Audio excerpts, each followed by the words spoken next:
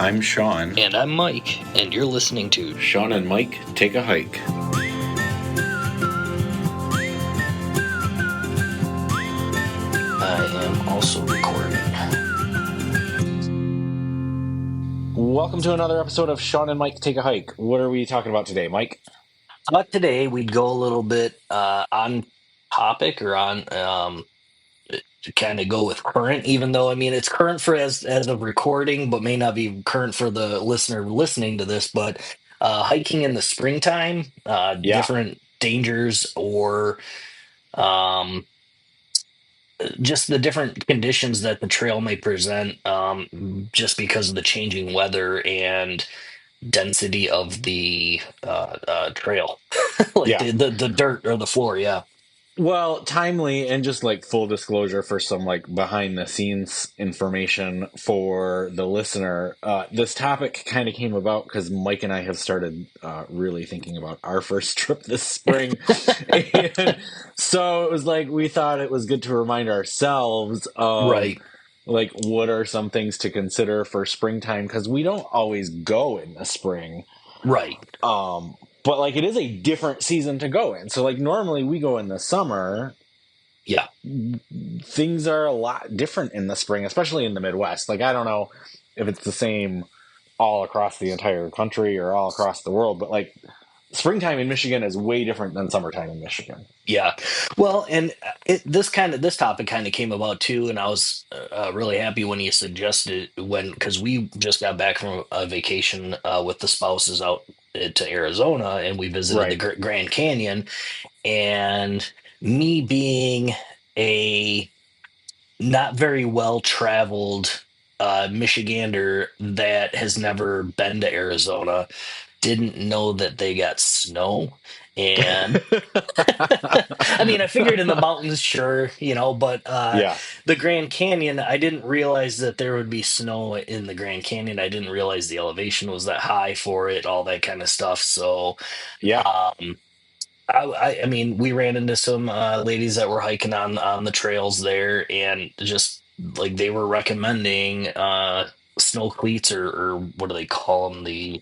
Uh, Clamp-ons or the whatever. the crampons there, the micro spikes, Yeah. because there was snow and ice on the trail, and I was completely shocked by seeing that in Arizona. So Well, so yes, I mean, and I don't know if we're getting ahead of ourselves or whatever, but like that is one of the things that I want to talk about. Like yes, kind of because of those ladies and bringing that to our attention that was a thing at the Grand Canyon, but like even just because of them bringing that to our attention, translating that back to the Midwest, like okay, we're talking about going like probably sometime in April or something. We're going to start our first trip. Like right. there very well could be snow on the ground Oh, still absolutely. here where we're at, Yeah. and you and I have not yet had a hiking trip that included even the possibility of snow. Right. So, like, that's some good things for us, you and I, Shawn and Mike, to think about before we actually set out, too. Like, okay, what gear changes do we need to make? Or what additional clothing do we need to take? Or what are some of those Yep. considerations that normally we don't really think about too much? Right, because we're usually going when it's 60 degrees plus, and there's like zero chance of snow or freezing rain or Right. anything like that, I mean, there's always a chance, you could say, Well, but right. like, but yeah, I mean, the likelihood of something like Yeah. that. So I guess where do you want to start with this conversation? I think you and I kind of compared notes before we started. We have similar categories, kind of, Yeah. sort of. Why don't we start with like some different gear that you may Okay. need, or essential gear that you may need.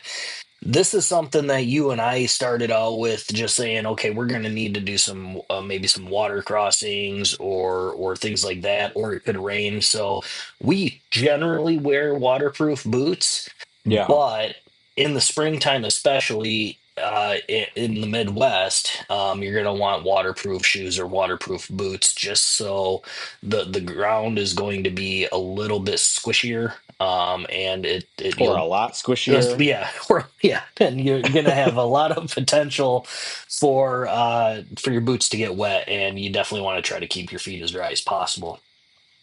Yeah, I mean, Yeah, I think waterproof footwear realistically, I mean, more often than not, again, specifically in the Midwest, right. more often than not, I'm gonna want waterproof footwear. I mean, Hmm. just for like anything, any time of year that you might run across. Now, I know back in our like footwear episode, we talked about okay, maybe waterproof isn't so good if you're in a hot, dry climate where you Right. don't have the moisture considerations that we have here. But like, even I mean, not to pick on those two ladies who we didn't even get their name at the Grand Canyon, Right. but like, I would not have thought like as a Midwesterner, and maybe this is showing like how naive you and I are, but like I would not have thought the Grand Canyon would require waterproof footwear because there would Right. be snow on the ground. You know what I mean? Like snow Right. and snow melt and all that sort of stuff. I just wouldn't have thought of that. Right. I mean, and I know at some point, if you're doing the rim to rim or whatever, you do have to cross the Colorado River. I don't know if there is a bridge. I don't know if I you think just get in the there's water. no, my understanding is there's a bridge because I think that Okay. is a fairly good sized river. Like, I don't think it's just like I walk across it type I mean, it river. didn't look that big from up above, but Okay, well, that is a separate episode, right, friend. right. So, but yeah, waterproof footwear. I mean, and make sure you've got footwear that has good traction. If it's Oh, getting a little 100%. older or something that's a little slick, then that might not be the best thing to take. Yeah. Well, and then if I can just like add on to your waterproof footwear. So I think it was again back in that same episode that we talked about, like the footwear episode. Or maybe it was the hiking in the rain one. I don't remember. Regardless. Yeah, So this is maybe another good time to have gaiters. So we had talked about gaiters and how neither one of us have really ever used them. right.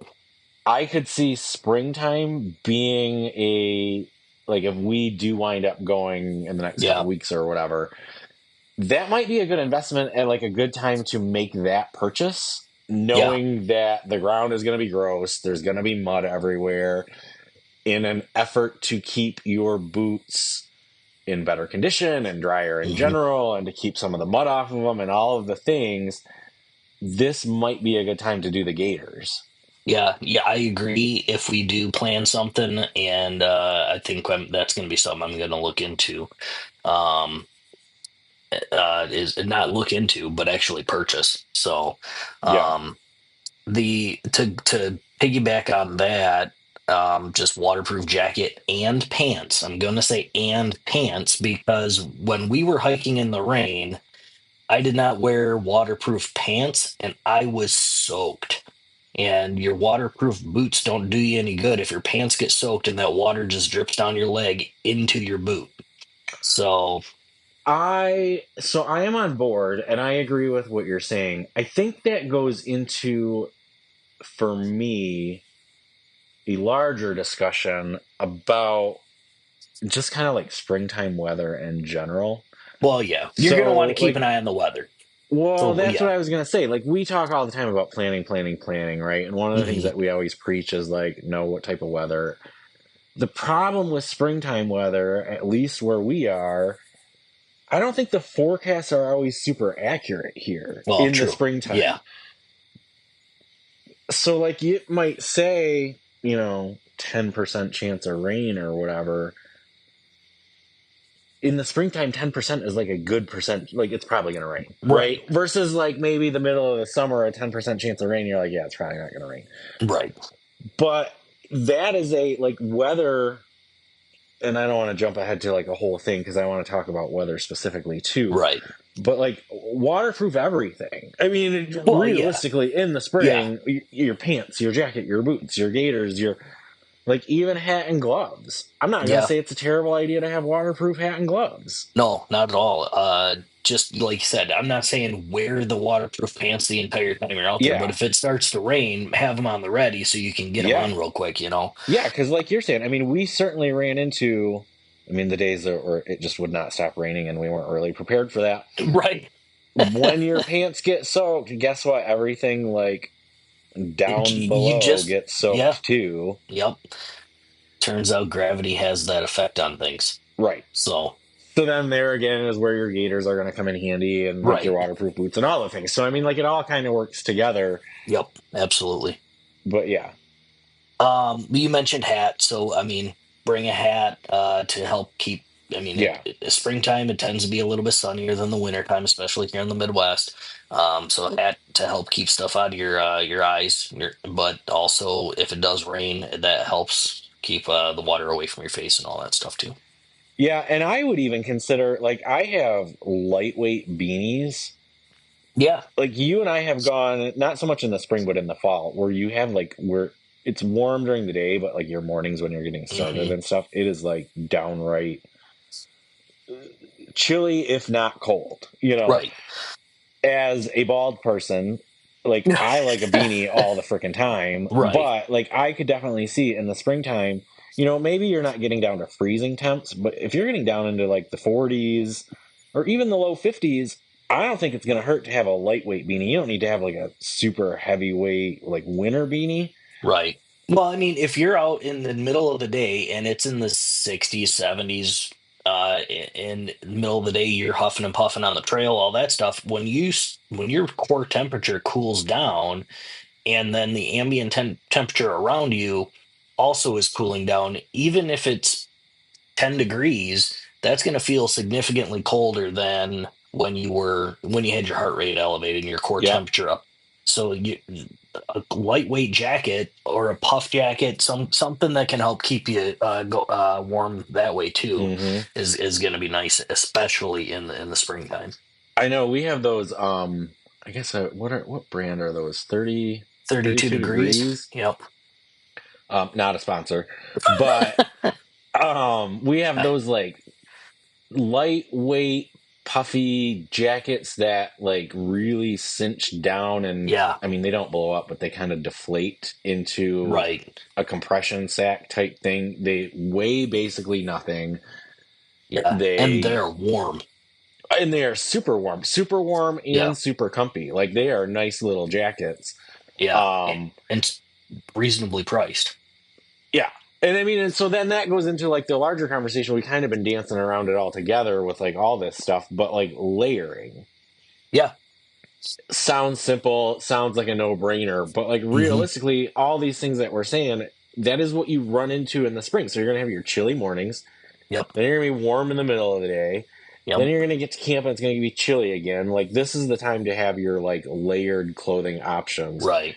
Maybe you need a jacket in the morning, but you wouldn't need it in the middle of the day. So have it as a jacket versus wearing like a as your main shirt, you know, Yeah. a Pack heavy like hoodie or something. yeah. Like have a jacket that you can Yep. remove. Yeah. It's something that's easy on, easy off, and easy Yep. to pack up in a cinch too. That doesn't weigh a lot. Yep. Um. We'll go. Well, since we'll go on like excuse me, a head net or bug spray because there's some Okay. extra gear per se to take because the springtime right now in Michigan, we don't have any mosquitoes, but we're getting warmer weather and I they're had a mosquito in my house the other day. You did? Yeah. Okay, well it's I spring mean, it then. didn't look all that healthy, but like it was fluttering around. You know, Right. like it's like Well, the first guy that they sent out to like, hey, like go check it out for us. You right. If you don't come back, it's too soon. know, right?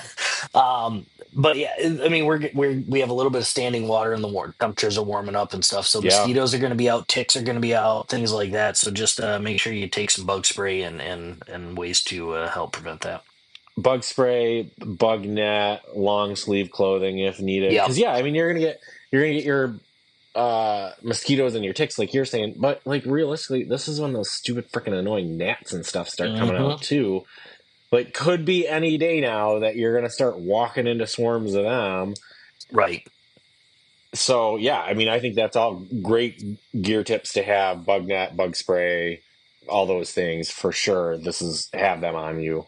I'm gonna let you do the next one because I know you have it on your list. Is that where we're going next? I was looking at it. Your face as we were like dancing around it. I'm like, oh, he's got this on his list too. So talking about gear, one of the like over and over again things that people say, this is a good time of the year to use your trekking poles. Yep. So it is going to be muddy. The trails are going to be slippery. The rocks are going to be slippery. The Yep. terrain is going to be, heaved a little bit from the winter and the thaw and all that. So if you have trekking poles and you are the type of person that likes using trekking poles, this is a good time of year to get those out, have them handy, and really use them for like one of the things that they're meant for, which is like your stability stuff. Yeah. Listeners of this show will know Mike and I have our like love, hate, whatever you want to call it with trekking poles. I think in the spring I would take mine. I'm Hmm. not saying I would use them all the time, but like I do think this is the I'll at time of least. year to take them That's what I was and saying. have I'll them. at least have them strapped to my pack, and if I need them, I'll have them available. Yeah. I Yeah. mean, because you're going to be slipping and sliding around a little bit. Yeah. So, you know, try to mitigate that with trekking poles or whatever your Yeah. walking stick or whatever your, choice of thing is. This is the time of year to use that if you're gonna. Yeah. The last thing that I have that I might look into, but I don't know if it's going to be necessary, but is some micro spikes or crampons. I don't think we necessarily need them, but where we were at, they were recommending them in the Grand Canyon when we were there a couple of weeks ago because in the shaded spots, even like in the hills or mountains or whatever, where the shade hits longer, then that snow is going to be the last to melt. So it'll be icy. So the micro spikes are going to help you grip on those slippery surfaces. Um, I'm gonna agree with that. Like I have worn, not in like my hiking life, but in, so I was an outside technician for a long time. Long story. Anyway, in the winter, yeah. I really wore, now I know winter and spring are different, but go with me for a second. So in the winter, I wore those like strap on mini spikes on the bottom of my boots Yeah. all winter long, which I know those are a little bit different than the exact thing that you're talking about, but it is What? amazing how much more grip you get I think with what you're those talking little about are spikes. technically the micro spikes. I think that's what those are. Crampons are different, and the crampons I was Crampons are like the little, they they almost look get like a spring that you flattened out type thing. um that no well they're more for ice climbers is what I'm like or really icy conditions. They're metal spikes. They're longer and they have like spikes coming off the Oh, toe you're as thinking well. those are the things that like come off the front of your toe. Like, yeah. I know what you're Yeah. talking about. So, but the That's micro not what I yeah was thinking, but yeah micro spikes are pretty much what you used when you were attack. yeah. Yeah, that And wrap around your boot. like crazy how much more grip you get with that Yeah. sort of stuff. So I can for sure see, in the springtime, you're going to have like, not only are you going to have like potentially icy spots, right? Or you're going Mhm. to have that damp air that just like clings to everything and makes rocks slipperier or any of that sort of stuff. But you're going to have, because of all the wetness and stuff, you're going to start having like moss or like Right. algae type growth on stuff, which for anybody that's accidentally stepped on that, like you get on into a shaded spot in your yard and step on a piece of cement that's got like the algae on it or whatever, Yep. that shit is slippery. Yeah. So I can see the cleats or whatever we're calling them. Yeah. I can see them being useful. I kind of get it. Yeah. Yeah. So that's something I might look into. The gators, I think I'll definitely be buying, but the micro spikes might be something that I just look into in our potential purchase. So, I know it's um, going to depend on how much closer we keep creeping, like earlier in the year and later in right. the year. Right. Like we started solidly doing this in the summer, and we keep extending it like every year on both ends a little bit. Yeah. So yeah, I mean, if we're going to start going earlier in the spring, Or even none later. of it's a bad idea Yep. to have, or later in the Yep. fall. for sure. Since we've kind of talked about, well, that's what I've got for the gear stuff. Do you have That's anything kind of else, what I've Dan? got for Okay. gear too. Yeah, yeah, yeah.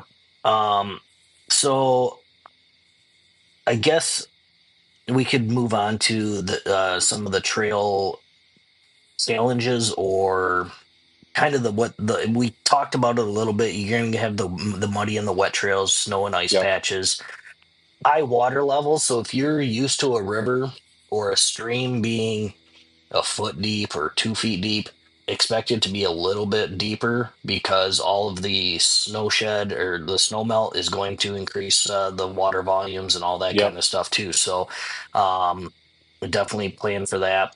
Deeper, faster, and colder. I mean, like Well, really yeah, the for sure. Yeah, trifecta, colder. right? I Yeah. mean, because you're gonna have like any of your snow melt. Plus, it's been probably frozen all winter anyway. So I Well, mean, right. it's gonna be colder water. It's gonna be deeper, and then because it's deeper, it's also gonna be faster. Moving faster. Exactly. And then with all that, you get more freaking debris in the water. Hmm. So definitely. I mean, always be careful with river crossings or stream crossings, but Right. especially in the spring, can be a little bit more dangerous than it normally would be. Yeah. Yeah, for sure. We talked about the bug season in the beginning and all that stuff, so be prepared with that. But and a Well, little let's go bit, back. yeah, Can we go back to mud for a minute, though? yeah.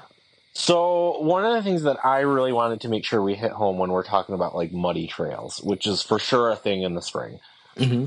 but I really want to take a minute and hit home. We've said it before, but it is worth saying again, stay in the center of the trail. Like, Yes, walk yeah, through the mud, yep. stay in the center of the trail. So your Don't waterproof boots come in This handy. is where your waterproof boots come in. This is where your gaiters come in. It's where all the things come in. But you are supposed to walk through the mud instead of Yep, walking around or trying to stay in the dry spots. You're supposed to walk down the center of the trail. We are not trying to widen the trail right, or divert the course of the trail. Like, stick to the trail, stick to the middle of the trail, get muddy. It's okay. right, Your right, stuff will wash, you know? right, right. So Exactly. I didn't want to gloss over the muddy Fair trail point. without taking a minute to say that. I mean, it really does, in the long run, help keep the trails nice and Yep, usable for everybody. for sure. Um, Even if it's, I mean, 6 inches deep of snow, and you could avoid. But if that's where the trail is going, go there. Like, Yeah. just keep going through it. Be like you said, your stuff will dry, your stuff will clean. As you're walking, it'll dry and clump off or whatever. So And and I want to be clear, like it sounds like I'm being like super strict about this, and I know I kind of am. yeah, But when you and I are out on the trail, we have to remind each other to do that too. Like it's yep, not like yeah, because like your natural instinct is to go around the mud and try to right, not get muddy and all that, and I get that. And Mike and I are guilty of it. We remind ourselves like, no, no, no, go through the mud, stay in the middle of the trail. It's like, oh, okay, yeah, yep, right. You're right. right, You're right. It is the right thing to do. So I'm not gonna say like nobody ever slips up and does the wrong thing, or sometimes so many other people have like gone around the mud, you almost can't tell where the trail is supposed to be and where the trail is not right, supposed to be because there's like yeah. maybe two options. So I don't really know what the right thing to do in that situation is. Like if there's already an alternative created, I still think you're supposed to Well, probably go yeah. through the mud because that's where the trail probably originally was. Use your best judgment, but try to not make it any worse. Yeah, I mean, don't if going through the mud is an option, but it looks a lot more slick, or it looks like you could get stuck or anything, like, don't do it just because you're supposed to. If it's unsafe or something, then figure it out to do it safely. But at the same time, if you can do it safely, go through the center. Well, and I know we're kind of trying to move on from this, but I guess one more thing that I thought of while we're talking about it is kind of going back to planning. And I know it's not always about planning, but some trails close in the spring. Like if the mud Yes. is too bad or it would be dangerous to be out there, like some Yeah. trails do close. So might be worth checking or double checking, is that trail that you're trying to go to even open, or is that section even open when you're trying to go, especially in the springtime? I have that in a different section, so I wasn't going to bring it Oh, up there, but okay, whatever. sorry. Well, I'm jumping ahead, I guess. Sorry. um, but yeah, so the last thing I have as far as like the spring trail challenges and things like that is going to be more of the unpredictable weather. Like Sean mentioned that, uh, the 10% rain chance in the spring is a lot higher than the 10% in the middle of summer. Um, but you got to remember that with the fluctuating temperatures and everything, if it's calling for rain, it very well could be sleet, freezing rain, or Right, snow. right. So it could be a variation of different precipitation types or anything, and the thunderstorms start to pick up in the spring I too. was just So, gonna say that. Yep. yep. Yeah, So, it could very well turn into a like unexpected thunderstorm that you didn't see coming. right. So like have a plan for that, which Yeah. could be a thing. Yeah, all of a sudden the winds pick up, and you got to make sure you're trying to stay safe from all of the stuff. I think in a thunderstorm or a lightning storm, you're not supposed to be by a tree. I I don't. know I feel like that changed since when we were kids. Like I feel I think you are right. You are not supposed to stand underneath a tree, but you're also not supposed to stand out in an open field. Right, Maybe this might be one of those do your own research on what right. the proper thing to do if you're like in the back country and a thunderstorm rolls in. Definitely don't be by the tallest tree. Right. But I mean, to kind of go along with what you're saying, though, like it could be sleet, it could be rain, it could Well, be yeah. hail, it could be a thunderstorm, it could be whatever. One of the things to kind of loop it back to gear too, and layering and waterproof and all that sort of stuff, like hypothermia is a real risk. Oh, absolutely. So, again, kind of know what your signs of hypothermia are. Yeah. Because if you're getting wet and then it's windy and maybe it's sunny but it's still cold, like all of that contributes to what is your core body temperature doing, and if your core body temperature gets too low, you got all the things. So that's another consideration to have. Like, what are Right. are you taking enough warm clothes? Are you taking enough dry clothes that you can change into things? Do you have a plan for all that? Yeah. It's I don't know. We've been fortunate enough. Well, we did have the day where it was only supposed to rain for an hour, and then it ended up raining all day.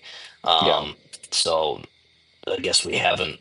We've been mostly fortunate that our weather forecasts have held up. But again, it's Michigan, so you can't yeah. bank on it all the time.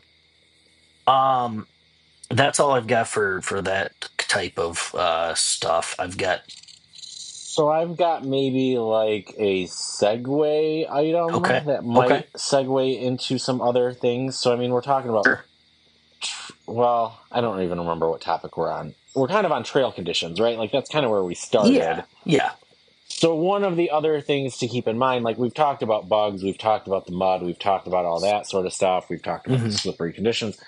But this time of year is also when like your quote unquote poison plants are gonna start like blooming and Uh, really kind of going crazy. yep. Poison sumac, So oak, all that. Yep. poison ivy, poison oak, poison sumac, all those Hmm. things. Plus, the trails probably haven't been used as much as they had been. So, Right. like any of that springtime growth, plus your weeds aren't beaten back from trail usage. So, like all of it's going to be a little bit closer to the trail than maybe it normally would. So, this was a good time to do a refresher on what does poison ivy look like? What does poison oak look like? What does poison sumac look like? Maybe have a picture downloaded onto your phone because going into the whole, you might not have cell service, but if your phone at least has power, can you Mhm. double check and see what the leaves of that look like, so if you come across it you can double check. Probably not a bad idea to save a photo of that into your photos or in a folder somewhere on your phone, and that way you can reference it even if you don't have cell signal. Well, that's what I'm saying. Yeah. Yeah, you probably said it. I just didn't hear it. Um, Well, I didn't specifically say that, but like, okay. yeah, that's kind of what I'm saying. Like, have Yeah, it saved on your phone so you yeah. can do it. So another thing too, going keeping along with the nature of being in Hmm. nature is going to be wildlife is going to start being more Oh, for active. sure. So Yes. bears hibernate in the wintertime. They're going to be coming out and they could be a little bit more aggressive.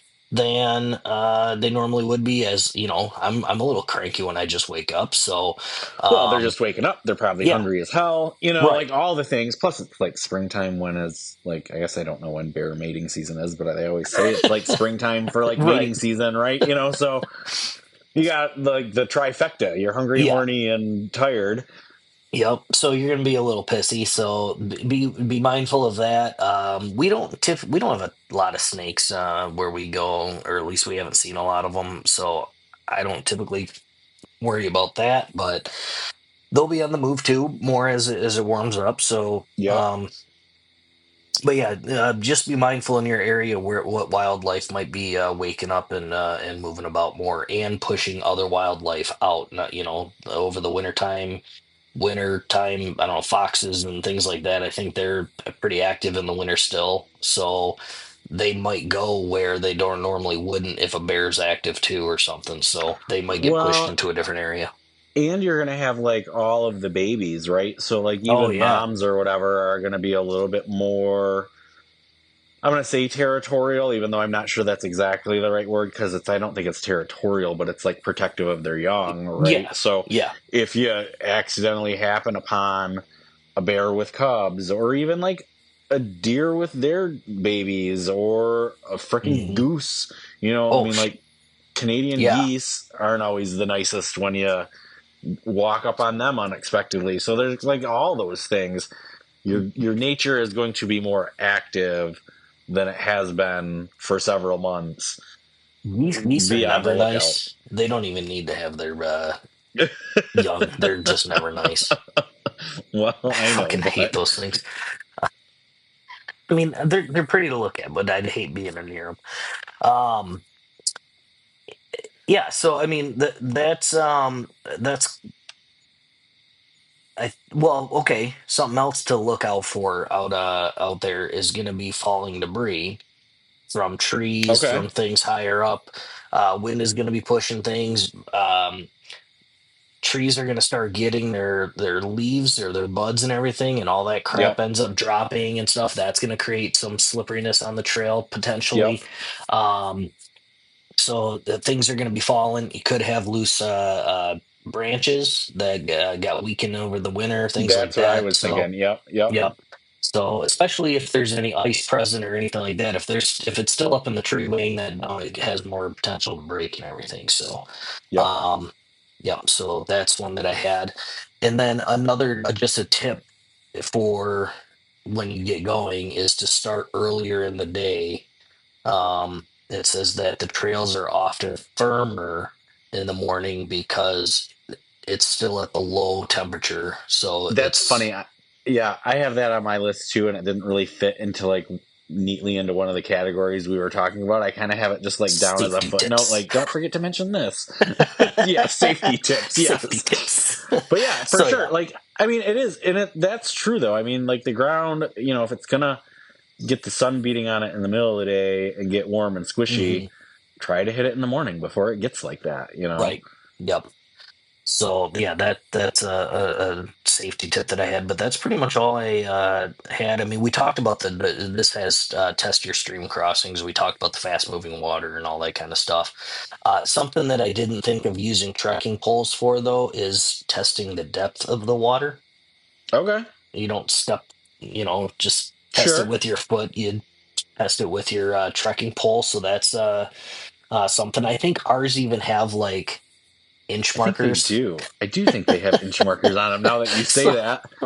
Like, so okay, that makes sense that that's what that would be used yeah, for. I thought it was just like, okay, I like mine at the 40 and like where Right. you set it for how high you want it. But Yeah. so, but yeah, so there's things with that too. And my notes do say to avoid walking through the mud, but when it says avoid walking through the mud, hike through the center of the trail to avoid widening it. So that's kind of like a contradictory note that I have here, because usually avoid walking through the mud is you have to go around them, I like know. I mean, so that's my experience anyway. Usually, if there's yeah, mud, usually it's the middle of the trail. because that's the most used. So it's Right. the deepest part or the softest part of the trail, so Yep. any moisture is going to get held up there. So, but yeah, that's what I've got on my notes here. You got any other safety tips I or? mean, the only other thing that I have that didn't really fit into a category, and I feel like we say this all the time, so it's kind of common sense at this point, but obviously stay hydrated. That's always going to be a big thing on the trail. It may not, with the temperatures being weird, you maybe aren't sweating like you normally would, but you also lose a lot of body moisture just by breathing hard. Oh yeah. So, like, I guess I just wanted to reiterate, just for a safety thing, always make sure you have enough water, always make sure you have a way to get more water. Hmm. Like, just make sure to stay hydrated. And then, of course, as always, including in the spring, pack out your trash, take all your stuff with you. Yep. Um, you know, all those rules still apply. All your leave no trace still applies. All your other things still apply. Yeah. So, be Well, mindful of taking your trash out with you, all that sort of stuff.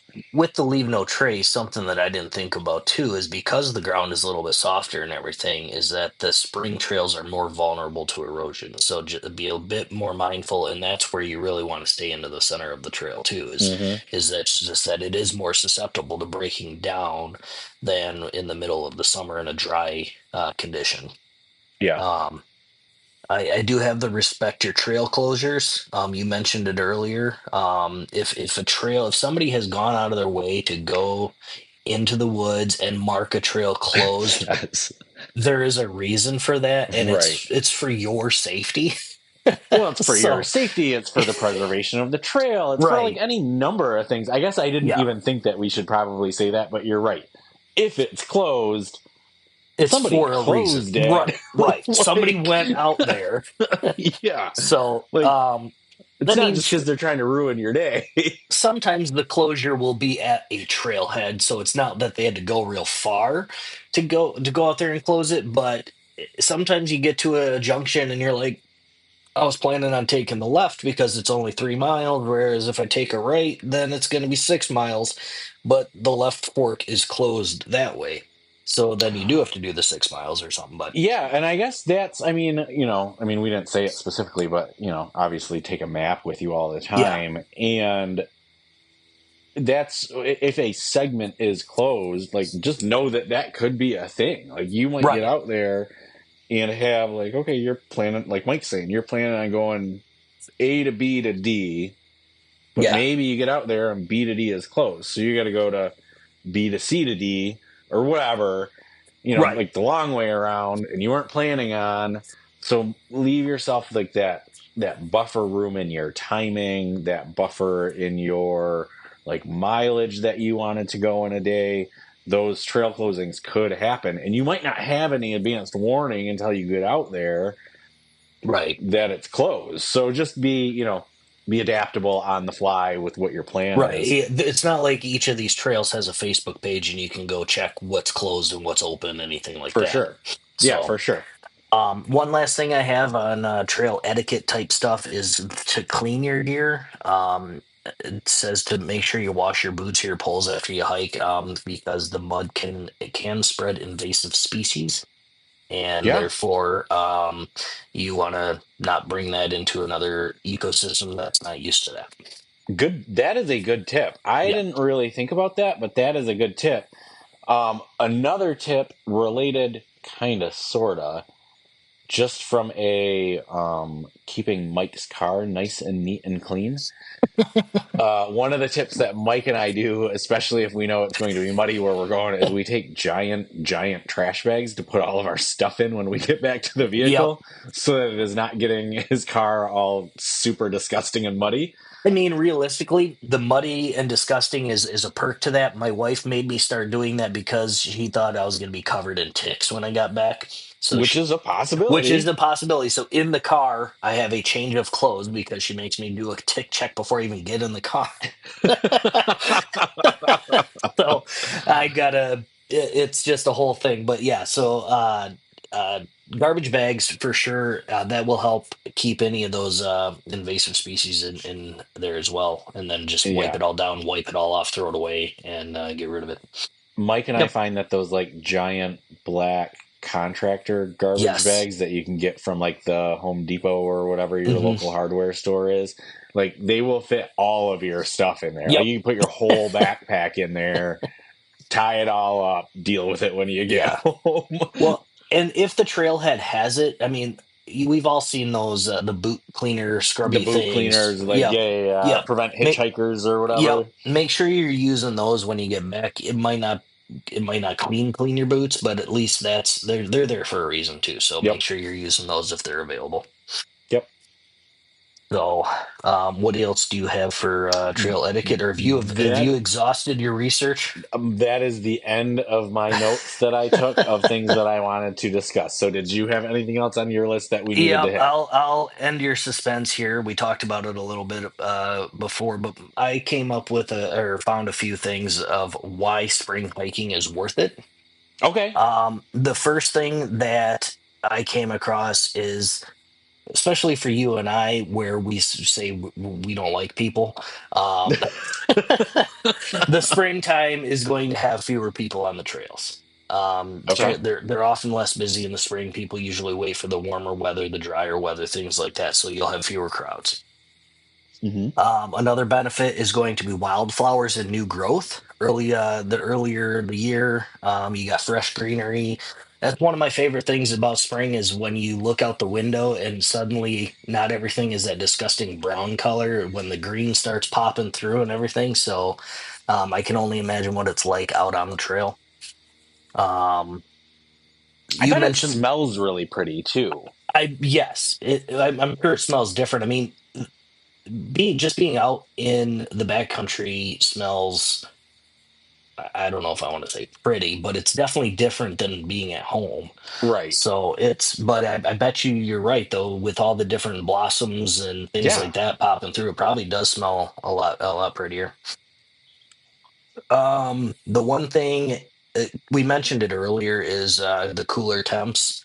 If you're like me, I'm not a hot weather person, so mid 60s during the day is perfect for me. I know that's not a favorite I, thing for I'm a everybody, hot but weather guy, so like yeah, I'll take the hotter weather. I mean, yeah. yeah, teach But their the own. the last one that I didn't even think of would be a thing to think about. But if you have rivers or waterfalls or anything like that, the springtime is the time to go see those because all that extra runoff from the snow melt and everything means that those are running faster. They have more water, so they are going to be prettier. I didn't even Um, think of that. yeah. So I mean, I like thought of the rivers being faster, but I didn't think about like your like waterfalls or yeah, waterfalls or like or any your kind of your ripples or rapids rapids. or Just whatever. yep. Yeah, yeah, totally makes So sense. so those are some things if you've got those in your area and you usually see them in a drier time, maybe try the spring and see if it looks different. So All right, so well, that's all I got. Did you have anything else you wanted to touch on? no, just again be mindful, leave no trace, and do your extra prep if you're going to go out in this time of year because Yeah, it's different than going in the summer. yeah, for sure it is.